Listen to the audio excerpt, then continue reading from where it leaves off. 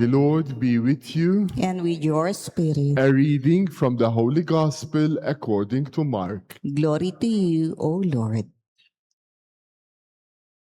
Some Pharisees and Herodians were sent to Jesus to ensnare him in his speech. They came and said to him, "Teacher, we know that you are a truthful man and that you are not concerned with anyone's opinion. You do not regard a person's status, but teach the way of God in accordance with the truth.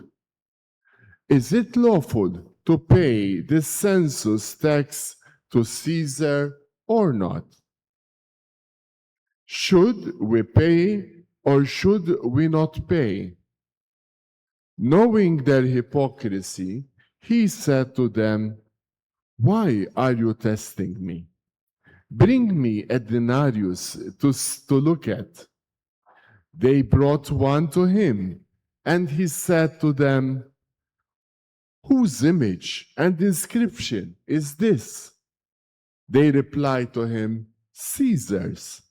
So Jesus said to them, "Repay to Caesar what belongs to Caesar, and to God what belongs to God."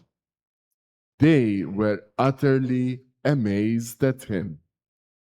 The Gospel of the Lord. Praise to you, Lord Jesus Christ. Please be seated.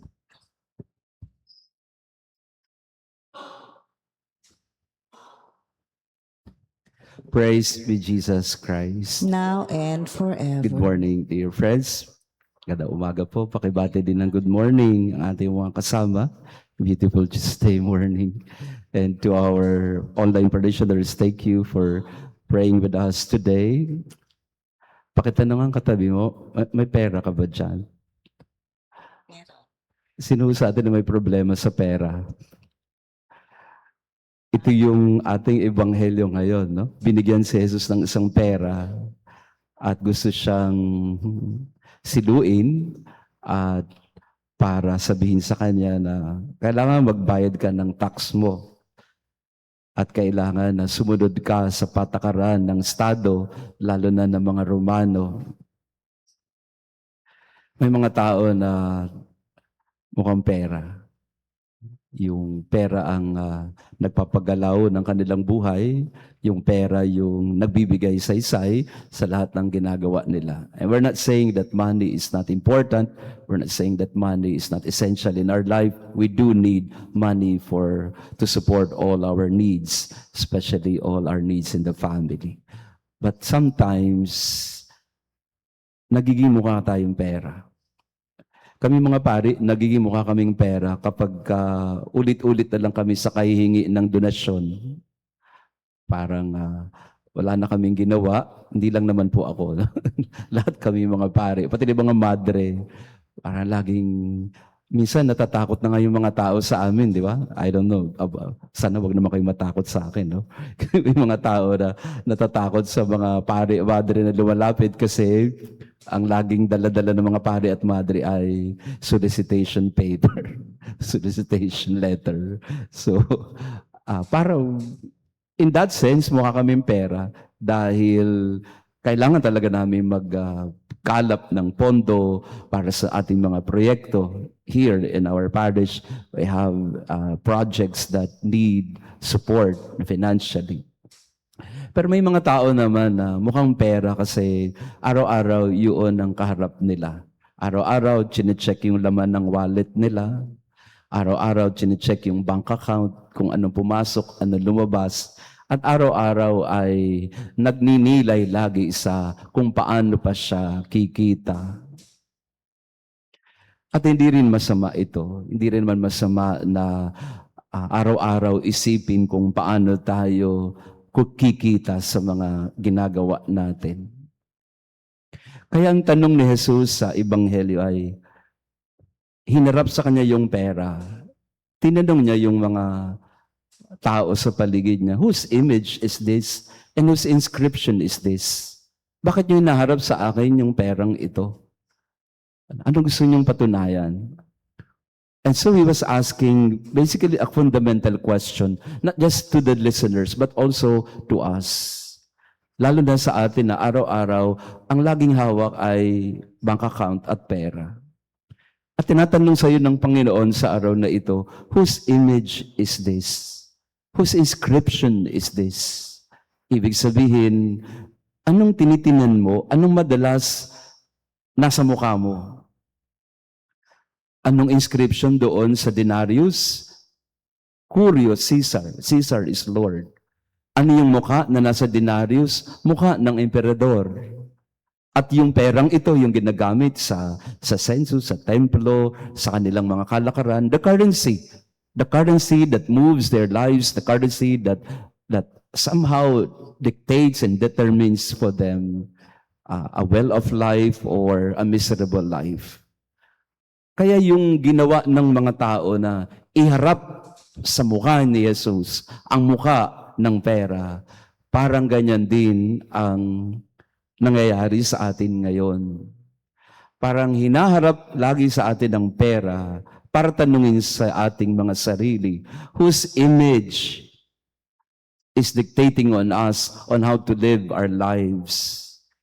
The question of whose image is this is really but a question to us about whose image are we adoring and following, and whose image is influential in our life. Is it the image of the Creator, in whose image we were created? Is it the image of power? Ano yung laging nasa mukha mo? Kasi kung ano yung laging nasa mukha mo, yun ang magiging kamukha mo. At magandang tingnan yon sa buhay natin ngayon, na yung laging nasa harap mo, na nagiging kamukha na rin ng buhay mo. Kasi kung tutuusin sa buhay nating mga tao ngayon ay parang yung ating paraan ng pamumuhay ay para na lamang sa kumita. At sa iba naman, para lamang manatili sa kapangyarihan. Ang iba naman para mas maging magaan ang buhay, para maginhawa. So ang tanong sa atin ay, anong laging kaharap ng mukha mo?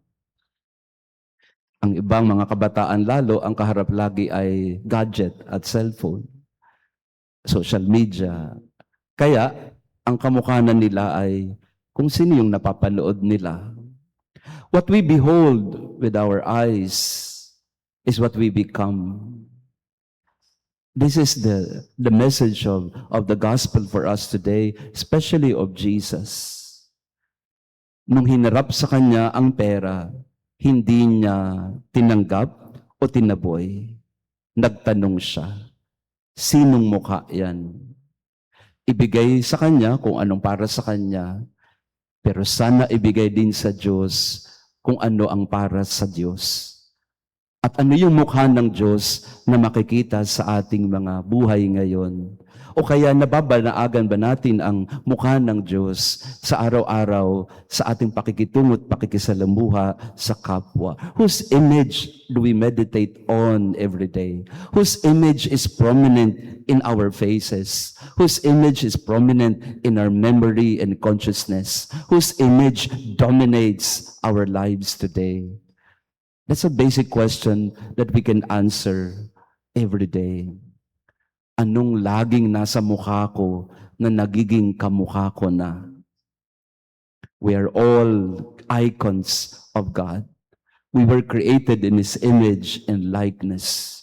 It is sad that in our life, we become more and more like the idols that we pay attention to every day, instead of focusing on the image of God that is in our lives, that is in our hearts. So in this Mass, we pray for that.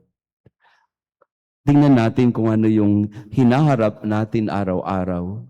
At nawa, ang ating bigyan ng ating atensyon at ang ating mukha nawa ay maging kawangis ng Diyos na sa atin ay dumikha. Huwag tayong maging mukhang pera. Maging kamukha tayo ng Diyos sa ating pagpanalangin, sa ating pagbibigay ng panahon para sa pagdinilay sa Kanyang salita. May we become living images and mirrors of God who created us in His image and likeness. Praise be Jesus Christ. now and forever. Let us pray. Governed by your Spirit, we pray, O Lord, those you feed with the body and blood of your Son, that professing you not just in word or in speech, but also in works and in truth, we may merit to enter the kingdom of heaven through Christ our Lord. Amen. Thank you po ulit. No? Thank you for coming to Mass today. To our online parishioners, thank you for praying with us again. Wag po tayo maging mukhang pera, kapatid. No? Kasi ang pera, nananakaw din yan eh, nauubos. Maging mukha tayo ng Diyos. The image of God that is inscripted in our hearts, in our conscience. May we become more and more like the icons and pictures, images of God in our life today. The Lord be with you. And with your spirit. And may our loving God bless you and your family, the Father, the Son, and the Holy Spirit. Amen. Our Mass has been offered. Go in peace to love and serve the Lord. Thanks be to God.